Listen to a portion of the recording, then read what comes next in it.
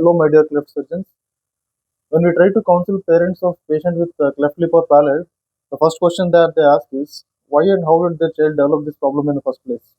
Even in exam viva, lot of questions come on embryology and anatomy of cleft lip and palate, and in-depth knowledge is necessary for a good surgical outcome.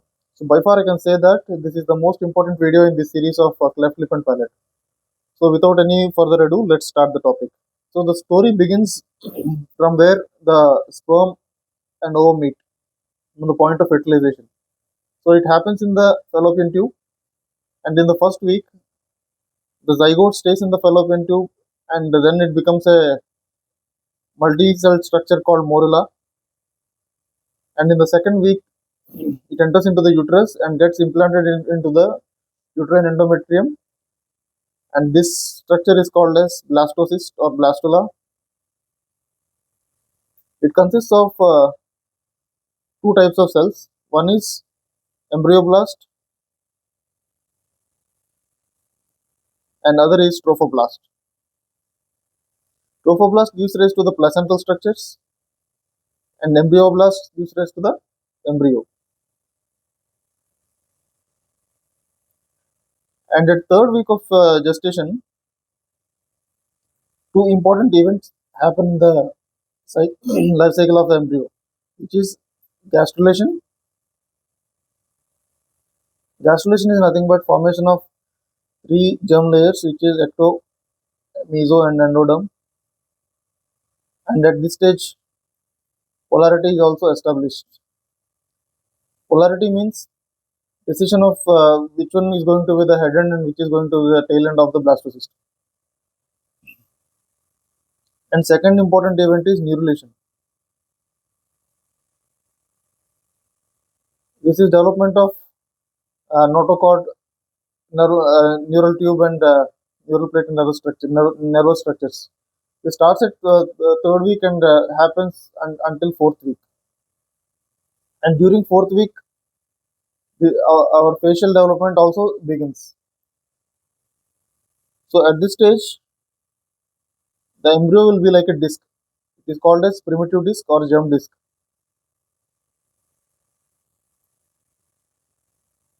And an event called ectodermal invagination happens. On cross section, it looks like this. Ectoderm on the outer surface will get invaginated into the mesenchyme. So it starts from the head end and it continues on to the tail end, and then it stops at a point called Hansen's note. I'll show you a better picture. So this is ectoderm, and it is getting invaginated at the point of notochord, and this is primitive streak from at where it happens, and the central part is called as neural plate, and on either side of the neural plate are the neural folds. At the neural folds, the ectoderm will change into mesoderm, which is called as ecto to mesodermal transition, and new kinds of cells form, which are called as neural crest cells. These neural crest cells are the main hero of our story. The differentiation, it forms with the differentiation of ectoderm to mesoderm, and most of the craniofacial disorders are linked to neural crest cells.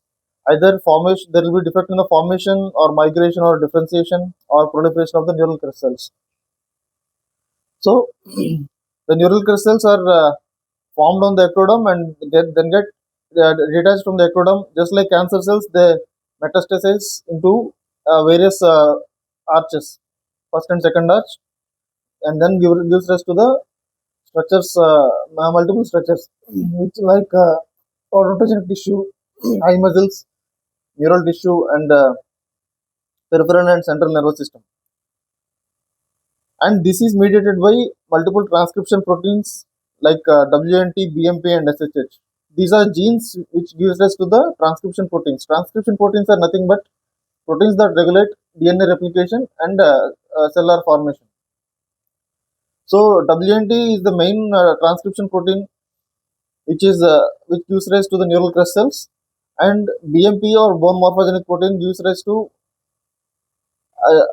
modification of neural or non-neural ectoderm, and SHH is the protein which mediates formation of the face. So when a neural tube forms, the dorsal aspect of the neural tube is regulated by BMP, and ventral aspect of the neural tube is regulated by SHH, which is sonic hedgehog. So as I told, the neural crystals form on the dorsal aspect of the embryo. This is the embryonal head end, and from there it transmits when they migrate into the clefts. So this is the cross section of the arches, showing arches and clefts. From the first arch, muscles of mastication develop, and maxillary artery is the artery of the first arch, and trigeminal nerve is the nerve of first arch. From the second arch, muscles of facial expression come, and stapedial artery is the artery for the facial second arch, and nerve is seventh cranial nerve. So most of the craniofacial structures develop from first and second arches only, and these are tongue buds. So as I already told, any disruption in the WNT signal gives rise to failure of formation of the neural crystals. So I already told that neural crystals gives rise to various neural tissues. So formation of the neural tissues is affected. The child will have hydrocephalus, macrocephaly, and craniofacial defects and Wartenberg syndrome. And migration of the neural crystals, if there is a failure of migration, it results in neurocrystopathies.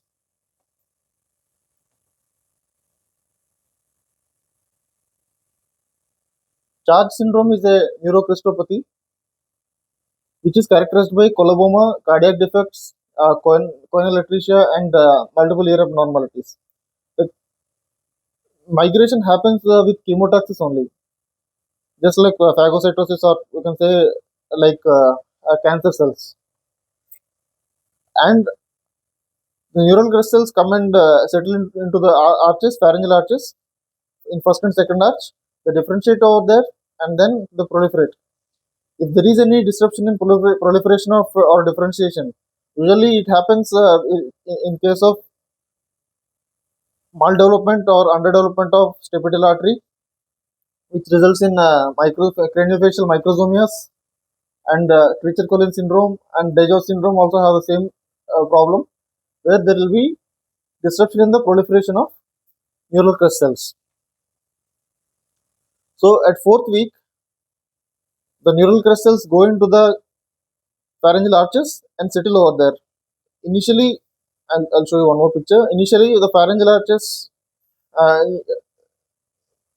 gives rise to multiple processes. So the one that is represented in the pink is frontonasal process, lateral nasal process is represented in blue, and this is maxillary process and mandibular process. So all these form around stomodium. This structure is stomodium, which is going to be future mouth. So as you can see that initially all the processes are of almost similar size. So the key word over here is selective neural crystal proliferation.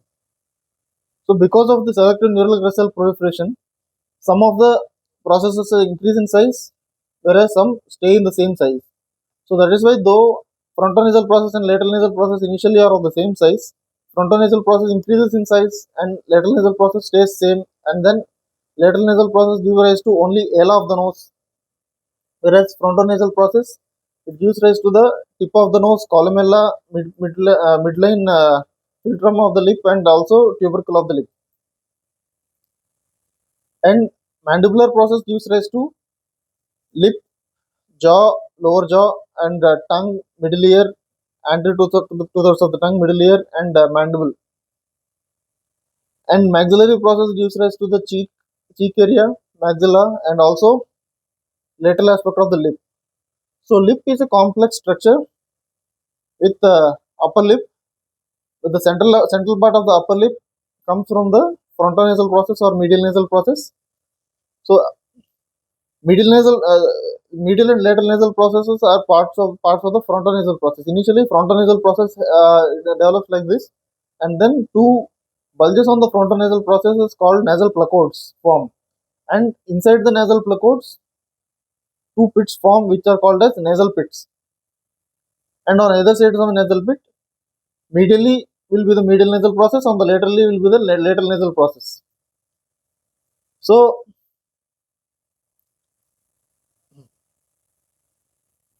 all the clefts are formed because of failure of the fusion of one or the other process.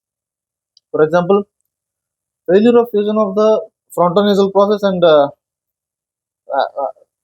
maxillary process means medial nasal process and maxillary process over here. I think it will be better seen with white pen. So if there is any failure of fusion or at this place, it results in cleft lip. And if there is failure of fusion between the lateral nasal process and frontonasal process over here, it gives rise to the LR cleft. And if there is failure of fusion of lateral nasal process with front maxillary process, it gives rise to the oblique facial cleft. It forms over here if there is any defect over here. And in case if there is any failure of fusion of mandibular process with maxillary process over here, then it gives rise to the transverse facial cleft. This entire process will take from fourth week to 10th week. By 10th week, a normal human facial features are well defined. So the development of primary and secondary palate are different entities. The primary palate is formed by frontonasal process mainly, as you can see here. So this is the frontonasal process giving rise to primary palate,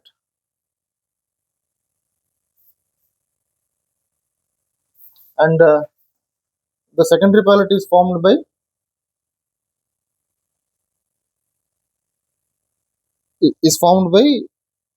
both the palatal shelves. So the both the palatal shelves come together. It starts from 7th week and goes up to the 12th week.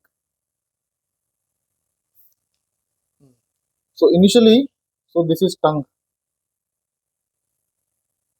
and these are palatal shelves. So the palatal shelves are vertical in direction as the tongue develops, and during 8th week, the fetus will the flexed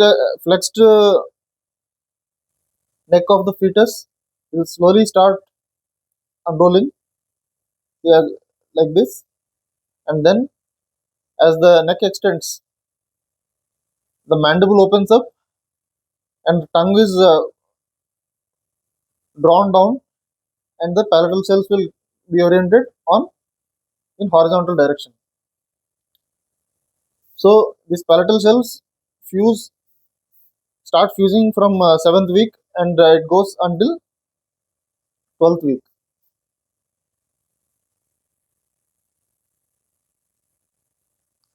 And from above, they fuse with the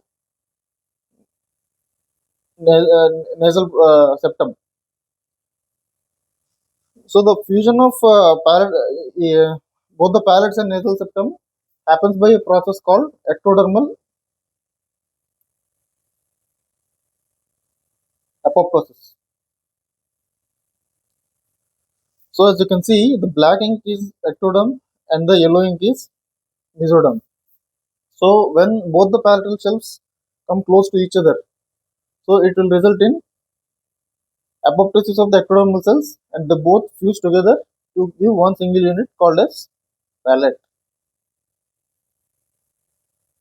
So by the time secondary palate starts developing, primary palate would and lip and actually would already been developed. So most of the times when there is cleft lip, there will be defective primary palate, and because of this there is distorted facial features,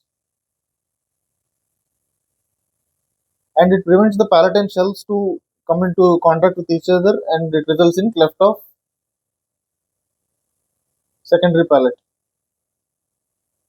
So most of the times cleft of the primary palate is also accompanied by cleft of secondary palate. Coming to the pathoanatomy of cleft lip. So in a normal lip, the orbicularis oris has two parts. One is pars superficialis and second is pars marginalis. So pars marginalis, it is just under the vermilion. So pars marginalis is just under the vermilion, and main function is sphincter action. Whereas pars superficialis, it is just under the skin, and main function is lip retraction of upper lip. So this pars superficialis has two parts. One is upper and lower bundle. The lower bundle deposits to the opposite side and will get inserts into the dermis on the opposite side. So this and it forms filtral columns. So the pars superficialis of the right side will go into the left side, and par from the left side it comes into the right side, and it settles in the dermis, resulting in filtral column. And in the center is the filtral groove. What happens in this in the cleft lip? This decussation doesn't happen, and the pars superficialis gets inserted into the ala.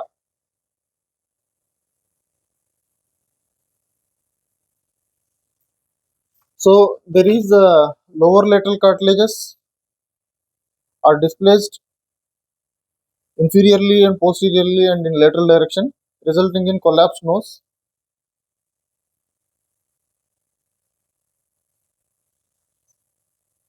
And the pars superficialis is also attached to the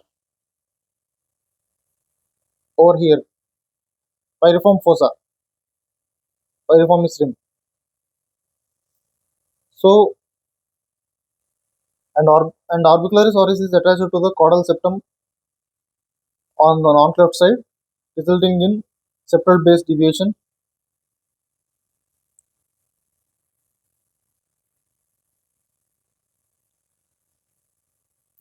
And uh, there is cleft nose deformity. That is because so there is deficiency in the inferior piriform aperture. Sorry. So there is deficiency in the inferior piriform aperture of the maxilla, and the lateral nasal bony platform is hypoplastic. Over here you can see hypoplastic, and there is depression of the nasal base, and because of that there is collapse of the ala again and widened nasal base. As you can see, nasal base is wide over here. Because of this malinsertion, uh, there will be bulge whenever the child tries to make a seal with the lip on the lateral aspect of the cleft over here. And there is also disruption of the maxilla. So this is the greater maxillary segment, and this is the lesser maxillary segment, and between the two there is missing part of maxilla and also missing lateral incisor. In 80 to 90% of the cases, the cleft happens between canine and lateral incisor. So most of the times lateral incisor is missing in 80 to 90% of the cases. And in general, there can be a global dental developmental delay and delayed dental eruption, and also supernumerary teeth in children with cleft lip and palate. Coming to the pathoanatomy of cleft palate. So this is how a normal palatal muscle insertion is. So this is musculus uvulae, this is levator palatini, and this is tensor palatini, and this is greater palatine vessels, and this is hard palate. So this is hook of Hamulus. The levator palatine on either side comes and attaches to each other in the midline, and this is necessary for elevation of the palate during speech. So this will cause the bend on the soft palate, which is called as genu.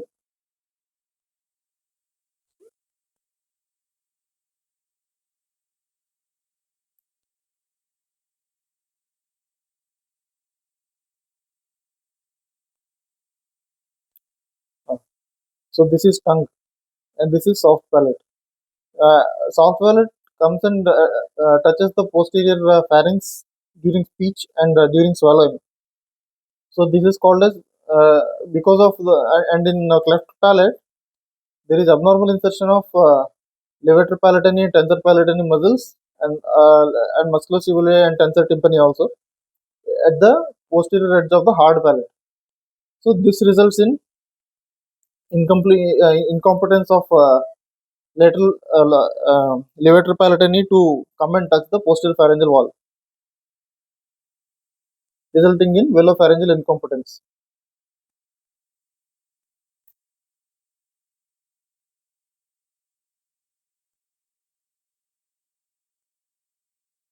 Because of the velopharyngeal incompetence only, there is continuous air escape from the nose, and that results in a hypernasal quality of voice in cleft palate.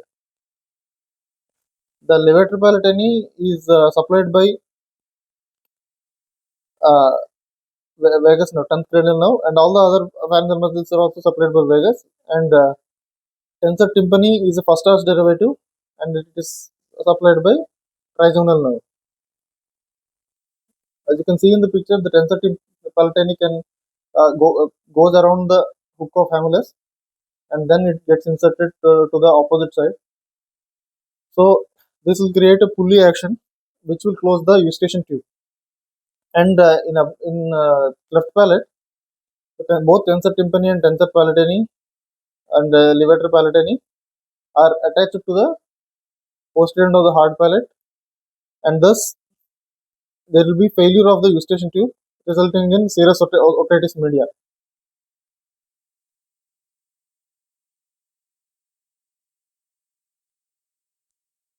So in 80 to 90% of the children with cleft palate, there will be serous otitis media, and in most of them, it can result in hearing loss as well. And palatoplasty will reduce the risk of CSOM and permanent hearing loss. That is because in palatoplasty, will reorient the abnormal insertion of muscles into a horizontal direction, and thereby improving the function of the eustachian tube. And most of the times, the child requires a placement of myringotomy tubes and discharge tubes of the middle ear. This abnormal insertion of muscles happen even with the microform cleft palate, where the uh, palate will be in continuity, the mucosa will be in continuity, but the muscles are abnormally disinserted. So most of the times, the children with microform cleft also have the problem of velopharyngeal incompetence and might require surgery.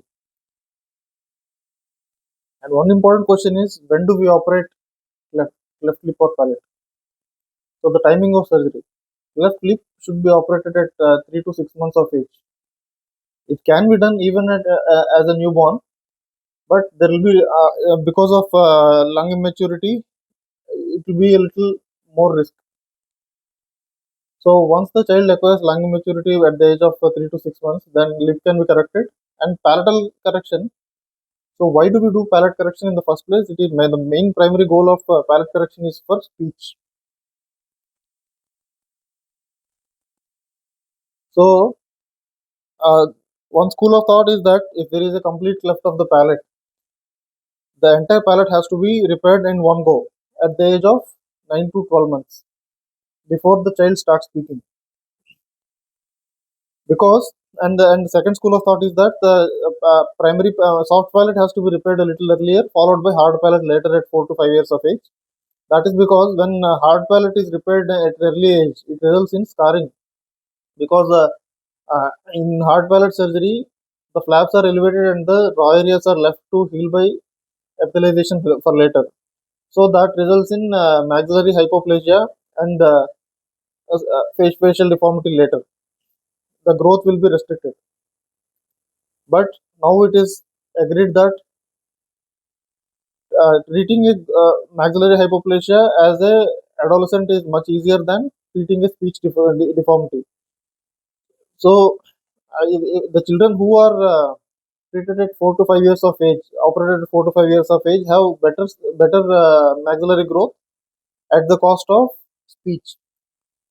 So earlier the surgery, better the outcome will be. There will be better neuromuscular adaptation, and in adults there is no point of operating for speech, as the neuromuscular adaptation will be minimal or no, nothing at all. So in adults it is only for nasal regurgitation that we operate for cleft palate.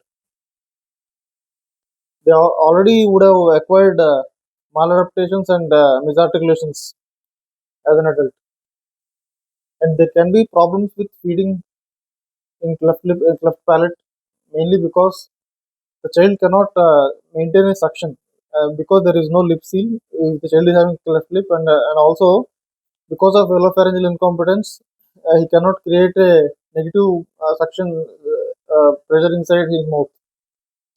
So there will be ineffective breastfeeding, but most of the time swallowing will be normal unless there is some neuromuscular disorder. So the children are fed by spoon, or there are multiple options available like Haberman's nipple, or Mead Johnson's, or pigeon nipple, or a crosscut nipple. Mainly the principle of feeding in a cleft child is to reduce the resistance and con- control flow rate.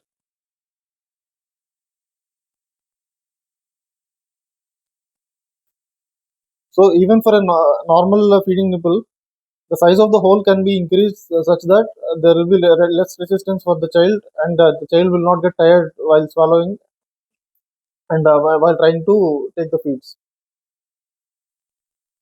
My dear friends, so that's it. In my subsequent videos, I'll be talking about repair of cleft lip and palate, and management of cleft lip and palate. This is my first video, and you can comment your doubts or queries if you have any. And if you have any conflict of interest, even that is welcome. Everybody knows something and nobody knows everything. So I am not only here to teach but also to learn from you. So please help me create better content. Thank you.